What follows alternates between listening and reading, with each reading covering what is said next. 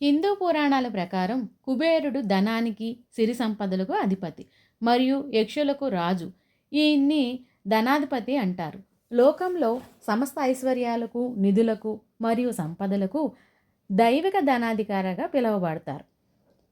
అష్టదిక్పాలకుల్లో ఒకరుగా ఈయన ఉత్తర దిక్కుకు అధిపతి.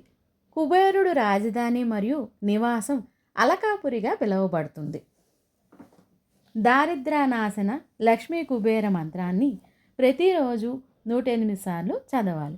ధన సమస్యలు ఉన్నవారు, ఉద్యోగ సమస్యలు ఉన్నవారు, రావాల్సిన ధనం రాలేని వారు ప్రతిరోజు 108 సార్లు చదివినా అపర కుబేరులు అవటం ఖాయం. ఇది శుక్రహోరలో అంటే శుక్రవారం రోజు ఉదయం 6 గంటల నుంచి 7 గంటల వరకు శుక్రహోర ఉంటుంది.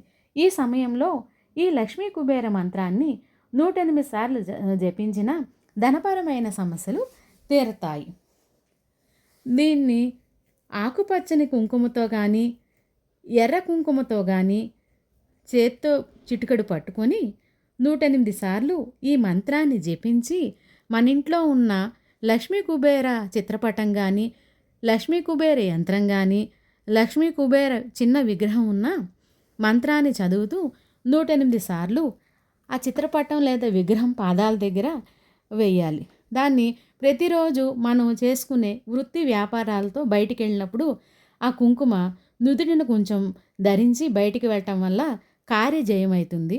అప్పుల సమస్యలు తీరుతాయి.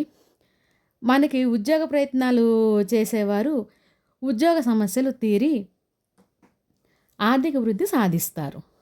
ఈ దారిద్ర్య నాశన కుబేర మంత్రం ఓం యక్షాయ కుబేరాయ వైశ్రవణాయ ధనధాన్యాధిపత్యాయ ధనధాన్య సమృద్ధిం మే దేహి దాపయ స్వాహ.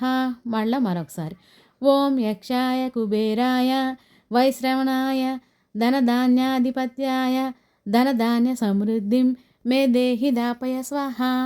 ఈ వీడియో కనుక మీకు నచ్చితే లైక్, షేర్, సబ్స్క్రైబ్ చేసుకోండి. Thank you.